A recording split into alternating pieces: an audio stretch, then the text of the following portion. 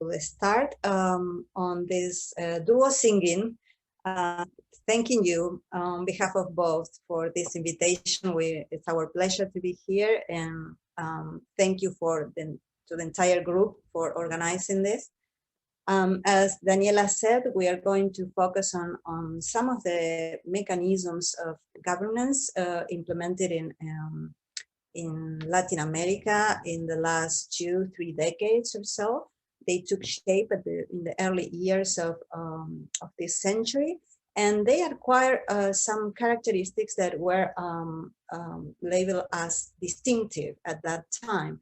And namely, we're talking of an approach that is anchored on migrant rights, including the right to migrate, the notion of migration as a right.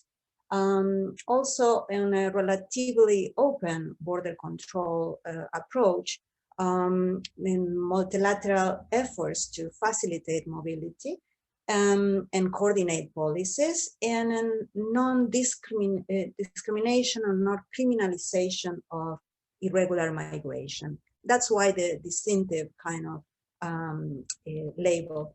But we have observed that lately some of these features may have appeared a bit more diluted than early at that time. And so we decided to approach this as the challenge of reflecting to what extent there has been an evolution on migration governance in the region. And of course, we thought that it's quite ambitious to cover the entire region. So the advantage this time of building on our complementary expertise on Central America, Caribbean, Mexico, and South America will help us to give you some more nuanced picture of this. And we hope that this is relevant for specialists in all regions, actually. Latin America and migration studies tend to be a bit neglected or less known than other regions. So some of us have been insisting, for instance, on linking this to broader conversations and comparative studies, to link for Europeans, to link the two regions in their analysis of different aspects of migration. And we think that these distinctive characteristics may help in that exercise. So I hope you find it relevant. We decided to focus on 5 main issues, and we are aware that there may be a lot of background to cover that we don't have time to cover actually today, but we will be glad to expand our comments in the Q&A section, right? But for the presentation, we decided to address the main question about whether the distinctive approach persists or not, and whether there's convergence, by looking at these 5 areas of policies regarding migration, different aspects of it. So I'm going to turn to Luisi then to start talking of the first one that we call broadly the issue of decriminalization, of recriminalization, depends on the country and time, of irregular migration. Luisi, back to you. Thank you, Anna. So yes, I just want to briefly say thanks very concretely to Daniela, Verena, Angeliki, and Vicky for organizing this seminar, this first talk of the seminar series. Thank you so much. And I'm excited to have worked on this together with Anna. I see other experts in the room, so I won't bore you with details. We decided executively and very swiftly with Anna in the past half an hour that we would skip this section on the overview.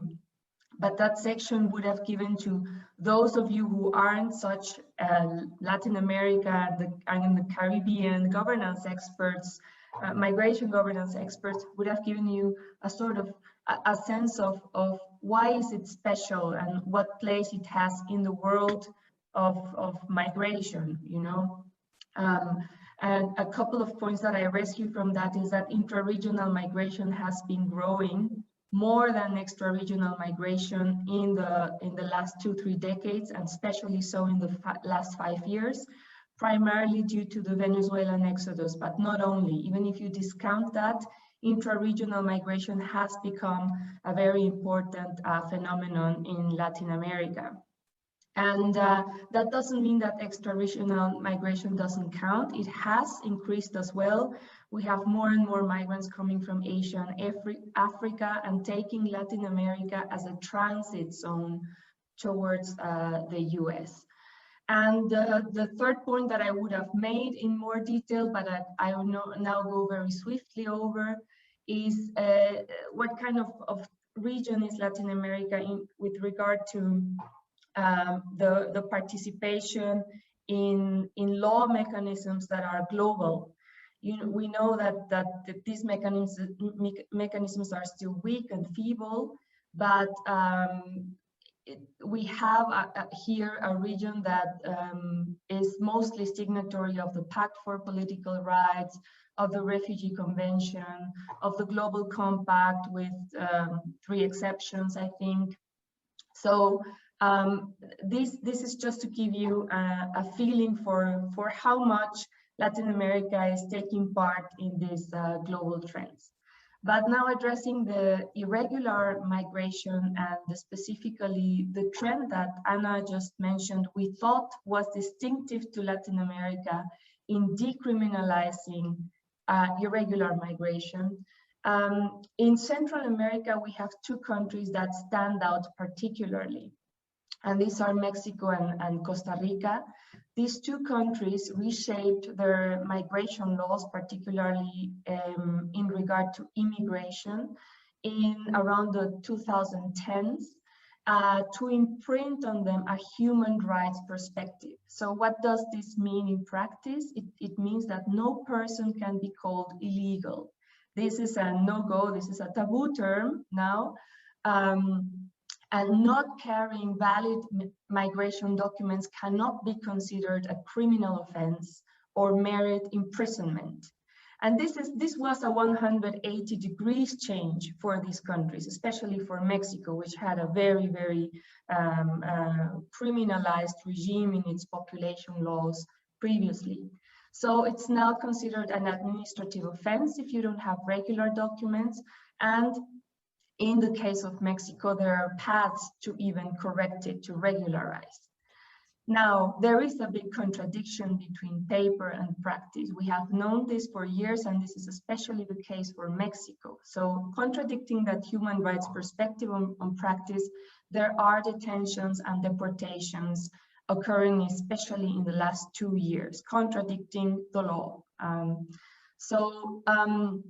Until today, there is this glaring incoherence between levels of policy, between the rhetoric, the law and the regulations, and the practice, so in these 3 levels.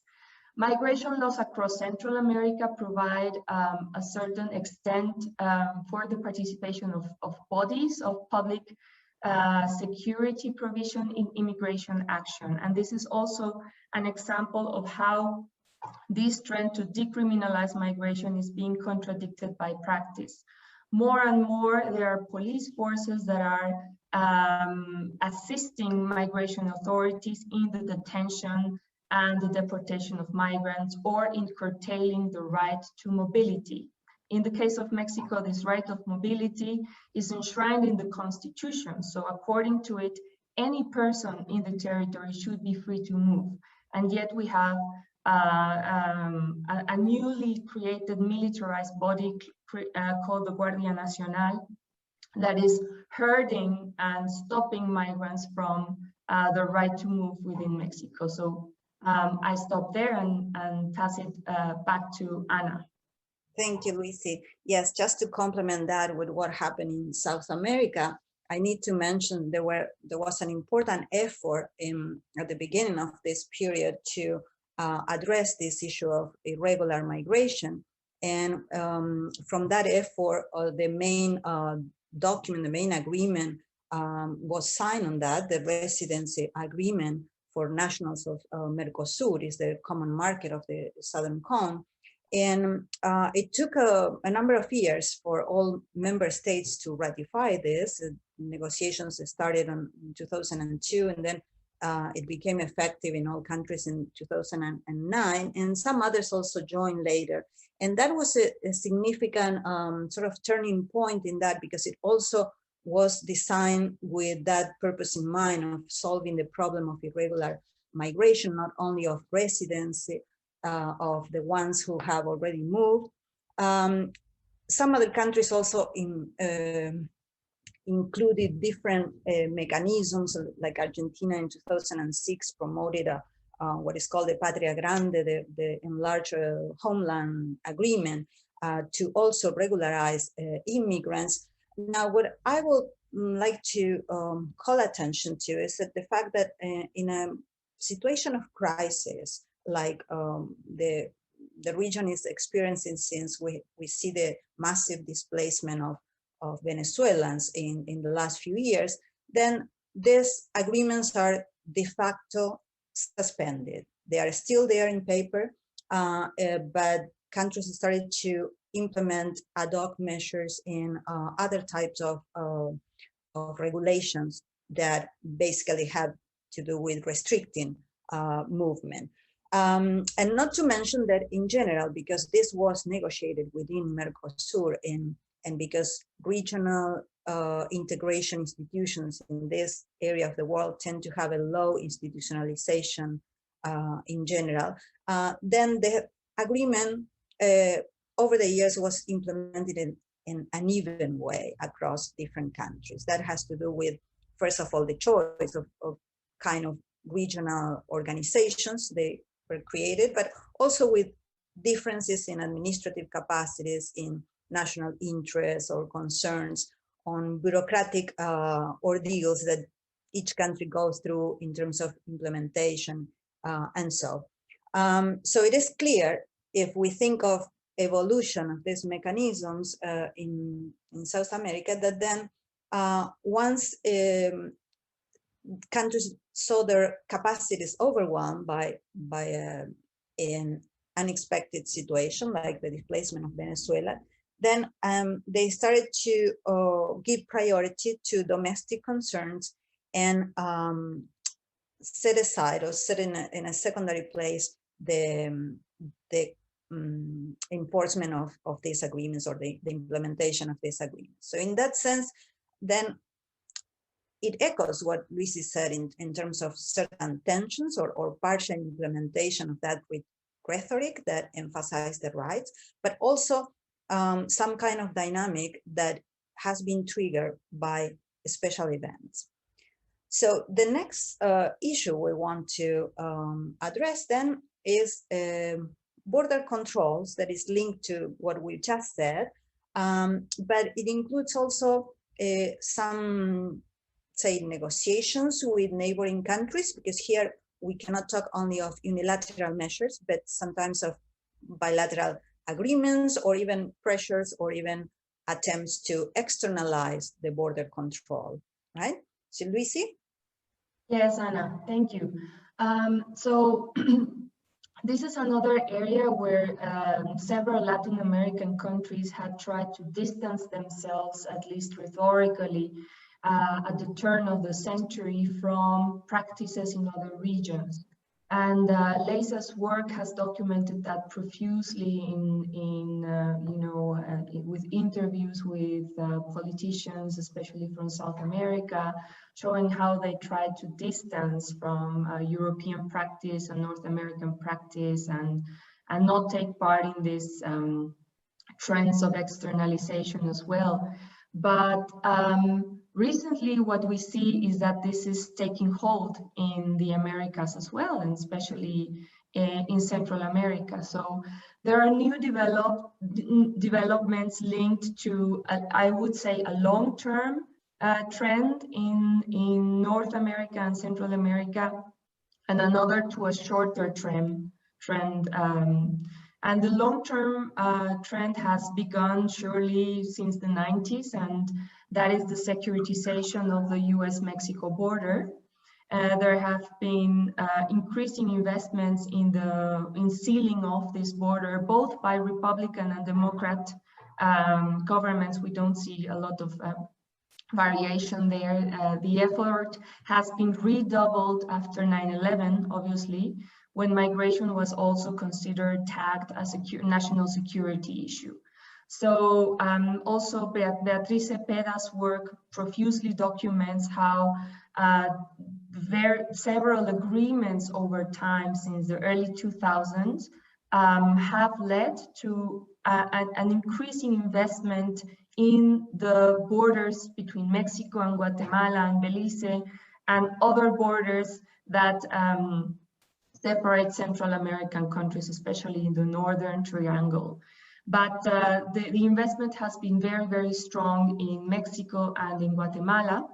And the shorter trend that I wanted to speak about was what has been happening since 2014 with the migration of people from Central America, especially unaccompanied children. This was the first big crisis that was talked about. The suspension of TPS in the US. So several policy measures came together that incentivized even more migration from Central America and the even more reliance, higher reliance on smuggling in order to move, because the legal paths have been closed, so people rely more, pay more. The path, the journey of migration has become riskier. And this has become to even more, this has led to even more securitization of the border. And very acutely what has happened with Mexico, Guatemala, and the northern countries of Central America in the last 2 years is that the US has been pushing for safe third country agreements with these countries, which is, I mean, the mere idea is absolutely stunning and absurd, because these are countries where there is increasing internal displacement due to violence and conflict, and increasing, obviously, international displacement for the same reason. So calling them safe third countries makes absolutely no sense. These countries have obviously a different position in order to negotiate with the US. Guatemala finally accepted signing an agreement of this kind with the Trump administration. Mexico rejected it, but de facto accepted something quite similar, which came to be the migration protection protocols. So the battle is ongoing. Even after a change of administration with Biden, Mexico keeps fighting for not accepting a safe third country agreement, and that means rejecting legal responsibility for the process and integration of asylum seekers in Mexico. The relations between Mexico and Central America have deteriorated over the time because the US conducts these bilateral negotiations with each country, and bilateral negotiations is precisely the constellation that most enhances the asymmetry of power and the bargaining position for the US. And this prevents also Mexico and Central America from developing a common position. But I won't say that it's the only factor. There are also political factors that bring these countries apart from each other in the late years. So a regional approach, this is what I'm trying to say, a regional approach in Central America to address the problems of immigration from the region is lacking. And to finalize this point, emphasize how this is linked to the point I made before of the de facto recriminalization of migration controls and detentions. So the border between Mexico and Guatemala has become militarized, and this is absolutely evident in images. So you have people with military uniforms standing along the border as a measure of deterrence to migrants, and detentions, hot detentions without due process and deportations have risen exponentially since 2019 in an effort of Mexico to show that it's doing its job to contain migration from Central America. And again, in glaring contradiction to Mexican laws and regulations and to international rules and commitments to refugee protection. Back to you, Anna. Okay, just to complete the picture with the South American developments, I would say this is closely related to the previous point on irregular migration, because border control was also always discussed in South America around the issue of state capacities and whether they were able or not to control, especially certain areas that had always been the land of nobody in the sense of the focus of criminal activities and networks and so. But there were also another aspect of that discussion that had to do with domestic concerns. The regularization I mentioned earlier was criticized in the Southern Cone for pursuing other kind of goals besides the management of migration flows. Once you regularize a migrant and it becomes a resident or legal resident, then it becomes also a taxpayer. And potentially, depending on the electoral norms, it can become a voter in, say, local elections. So there were some administrations that linked these agreements mentioned earlier to those domestic concerns, to concerns with domestic order and with domestic issues, coalition building, an important informal economy that causes problems, and so. Besides that, the other dimension of this topic that has to do with externalization of border control, I would say in Latin America, we have seen some recent examples of that. I've seen the work of colleagues on for instance, the pressures that Argentina has put on Brazil to halt visas for Senegalese immigrants that were usually entering through Argentina to continue their way to Brazil or north, and they will go illegally. And Brazil, on its part, it did the same with Ecuador, trying to change visa policies, especially for the arrival of Haitians, another big flow of refugees that the region has been receiving since early this century, and who used to go through different routes, right? In Ecuador was one, or the Andean countries was one, to then pass to Brazil. So those attempts exist to basically reduce the arrival of this undesirable kind of flows. In my view, the policies perhaps have to be addressing in different or with different terminology, or we may want to innovate on this, because there's no formal agreement that we could compare to, say, negotiations between the EU and Turkey or so. So it's more a question of how countries have been managing interdependence, pressures, negotiations, vulnerabilities as they perceive this.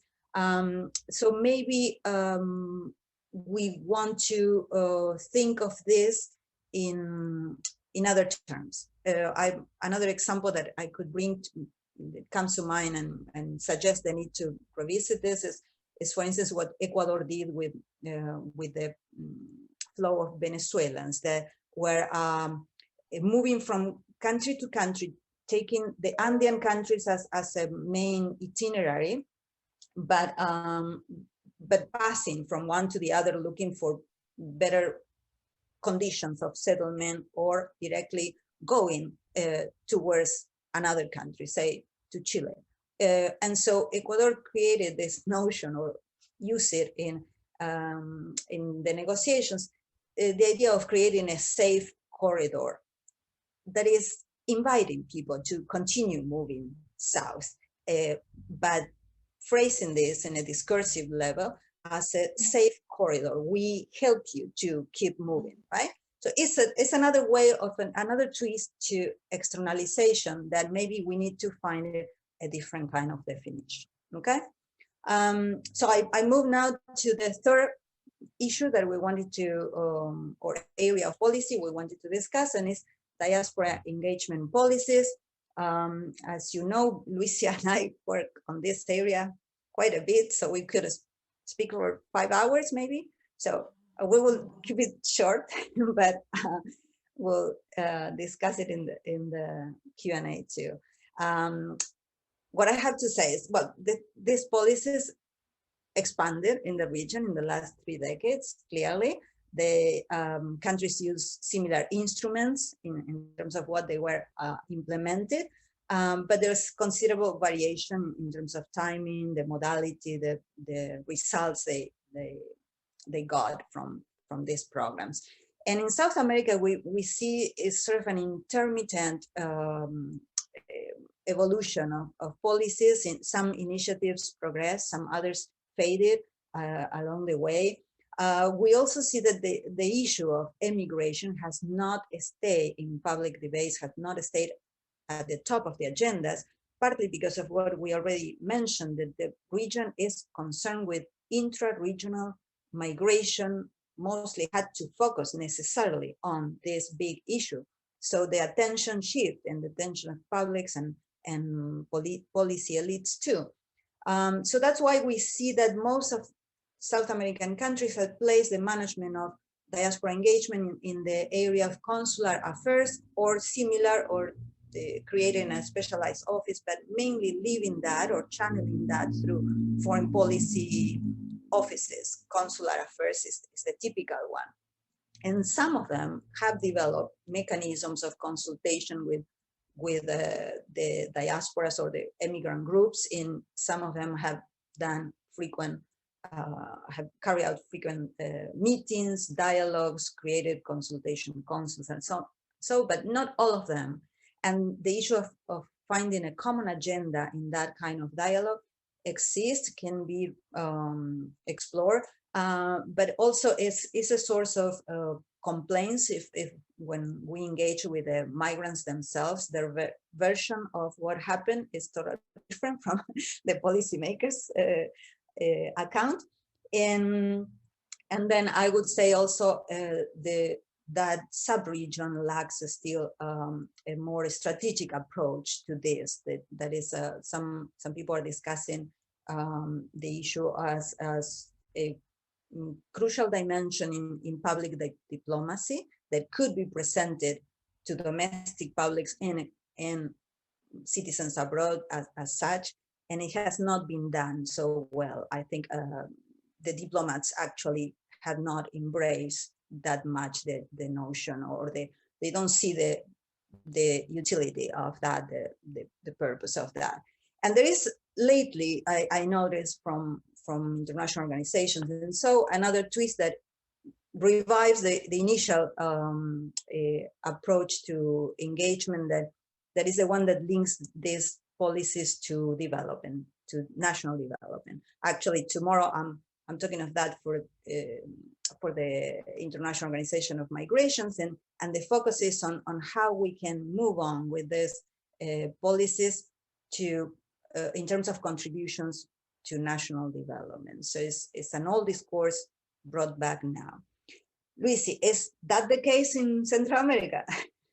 Well, yes and no. I will tell you how, very briefly, how Mexico was one of the main innovators in this, promoting this remittances for development approach through the 3x1 program, and how that has disappeared. So it's incredible that it came to be known worldwide for it, and now the program doesn't exist any longer.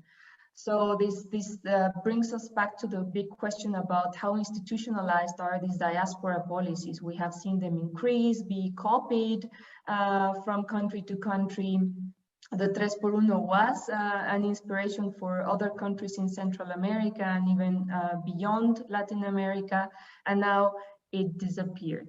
So despite those shadows in the horizon, I have to say that in the recent past, diaspora policies has been an area of migration policies where not only diffusion has existed, but also cooperation is visible. The cooperation that I just told you is not happening with regard to forced migration and irregular migration, is happening with regard to immigrants. So there are specific mechanisms that one is called TRICAMEX, and this is a mechanism by which the I would say incomparable consular network of Mexico in the US that has 50 consulates also cooperates with Central American countries to extend many of the services, not only to Mexican citizens, but also to Central American citizens. And by this, you know, this is I think a great example of cooperation between Mexico and Central America, by which, you know, cooperative and friendly relations are kept at that lower level of administration of migration policies for immigrants. And you may know that the consular services offered by Mexican consulates are very expansive. So it's not only matters of documentation and protection as defined by the Vienna Convention on Consular Relations, but they go well beyond that. Mexican consulates provide even health services, financial, psychological consultancy, etc. I will not bore you with that, but let's say it's remarkable that there is cooperation in offering this kind of resource also to Central American citizens. Now back to the question: how stable are really these diaspora policies, and how institutionalized are they? Are they changing with the tide of governments going left and right, or are they really becoming some sort of state policies? The data that we have lately doesn't allow us yet to answer this question definitely, but there are some signals that there are some areas of diaspora policies that are more secure than others. And it won't surprise you to hear that the more secure areas are related to citizen rights, to nationality, double nationality that has been won, the right to hold double nationality in the last years, and also voting rights. But this is not the case with something that Anna mentioned, that is representation through consultative councils, for example. These councils that try to bring the voice of immigrants directly into policy making are very feeble, and they tend to disappear sorry, from one government to the next. So that is a worrisome sign, I would say. Immigration has been at the top of the agenda at some particular times in recent history in the region, but several countries in the region, especially Mexico, is facing a transition towards a more complex migration profile that is no longer characterized by immigration, not even looking at the net flows of migration. Mexico is no longer this country of immigration, but more a country of transit, asylum, internal displacement, and immigration.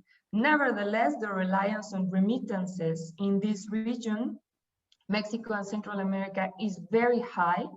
So it is equivalent to a fourth of GDP for Honduras, and obviously lower for Mexico that has a stronger economy. Remittances have reached also a record high in the last two years of the pandemic, contradicting predictions that they would crash because of the economic crisis. And they have reached record highs for Mexico and for Guatemala, showing also something that we haven't had time to talk about, that deeply describes Mexico and Central America's migration profile, which is family separation. So there are constellations in which the children with US nationality are in Mexico or in Guatemala, while one of their parents stays in the US. There are families with mixed status where one of the siblings is in Mexico, Guatemala, or El Salvador, and the rest is in the US. So this very painful reality of family separation also explains why remittances are so resilient to crisis. So there is a very strong commitment to support immediate members of the nuclear family. And now we would go to the last point of the presentation, which is multilateral management and intra-regional mobility. Back to you, Anna. Yeah, thank you. Well, again, this is, we already addressed some of it.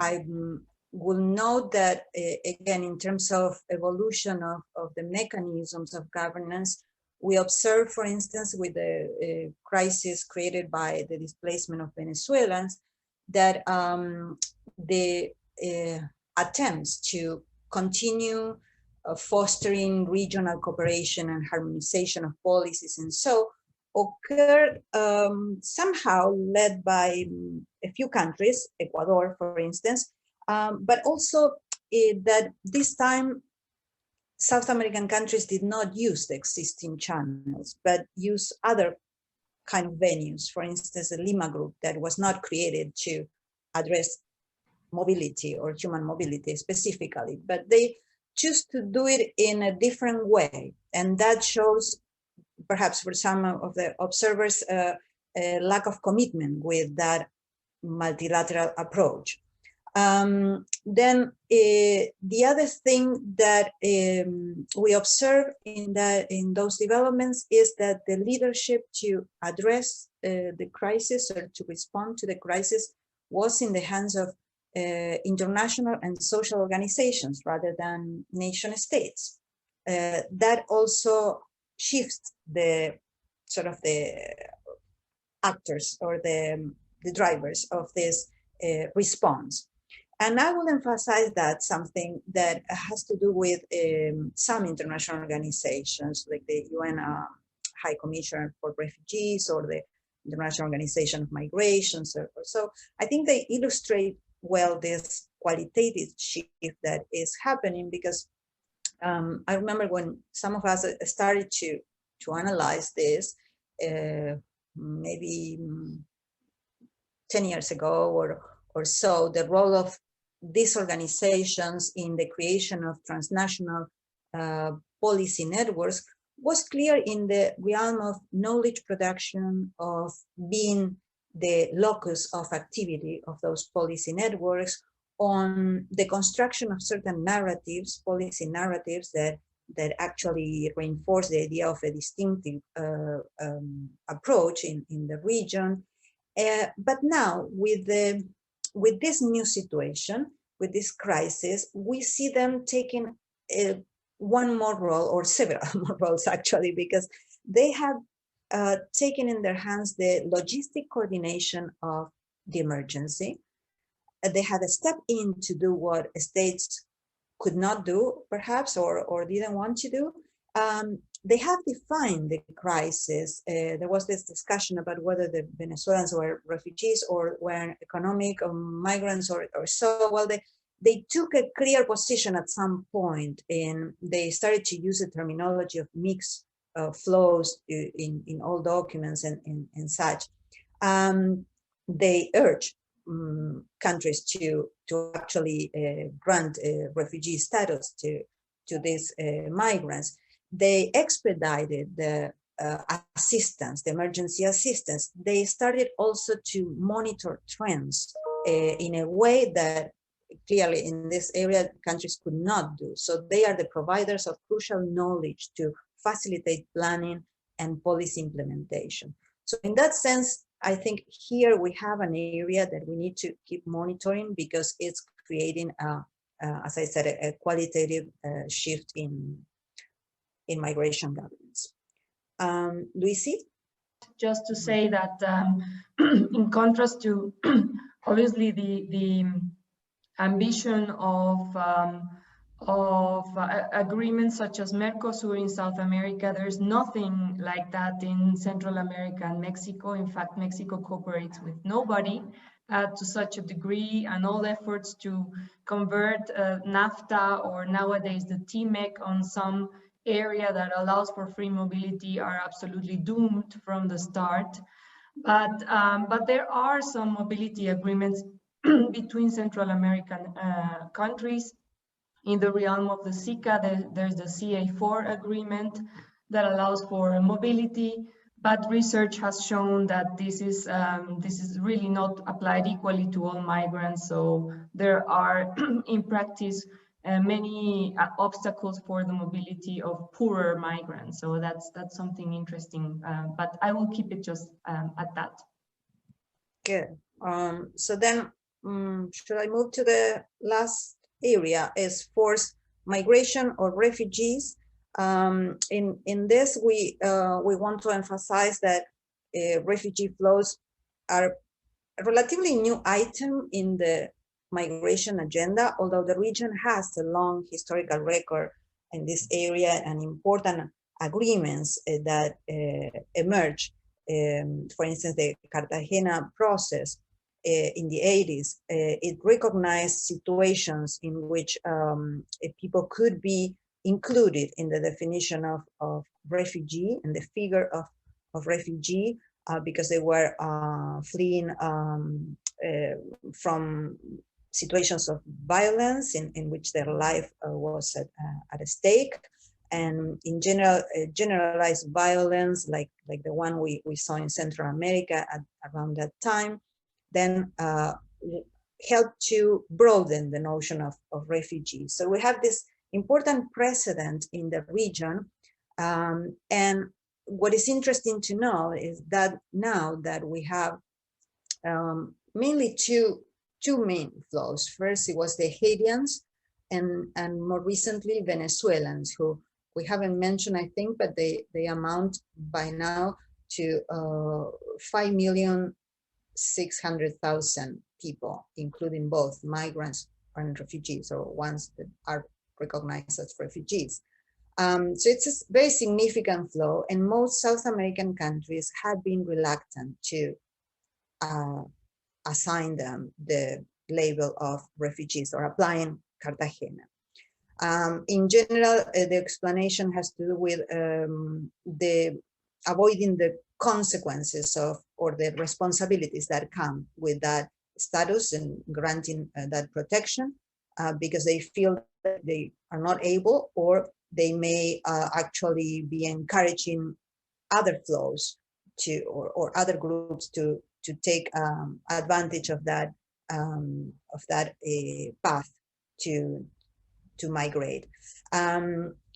One way or the other, then we see this contradiction then between the discourses and the open arms kind of approach that they voice and the practice.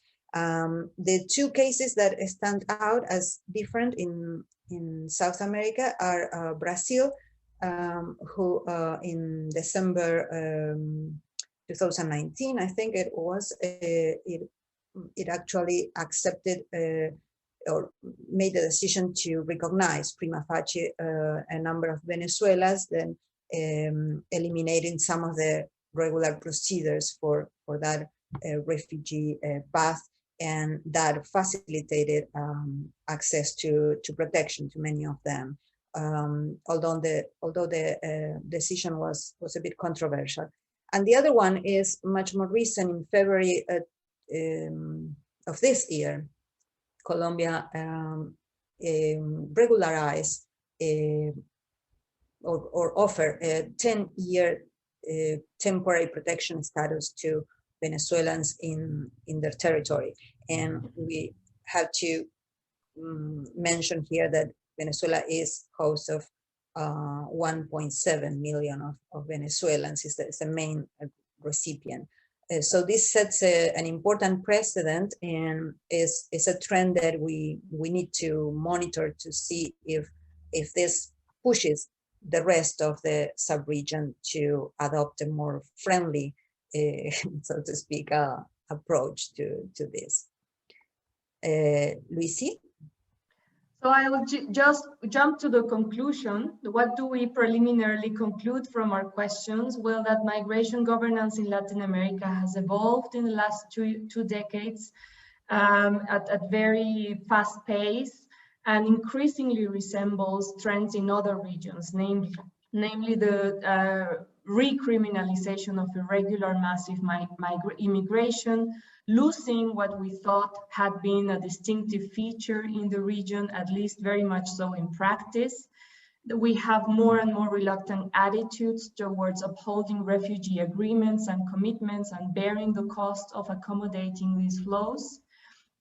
And also, sadly, we have this crisis narrative popping up in Latin America with a lot of strength. And these crises stand out as a major factor shaping convergence and divergence in the areas that we noticed. On a wider view, though, I would have to say that beyond the crisis and topical issues that make it to the headlines, so this crisis narrative, it is a region where, in general, migrant selectivity, for example, with regard to migration, working migrant profiles, is relatively low in comparison to others. So it's a relatively open region still. And the rights that migrants have once they're in the country are relatively equal to those citizens compared to other regions. Also, the pioneering region in the acceptance of dual nationality for immigrants, and the region where it is most widely accepted. So there's a picture with more shadows with regard to the final step of becoming a citizen, an equal citizen. But all in all, I think there are still many distinctive features for Latin America. And yeah, that's it. We look forward to your question. Yeah, and apologies for going a bit longer than what you said. Thank you so much, Anna.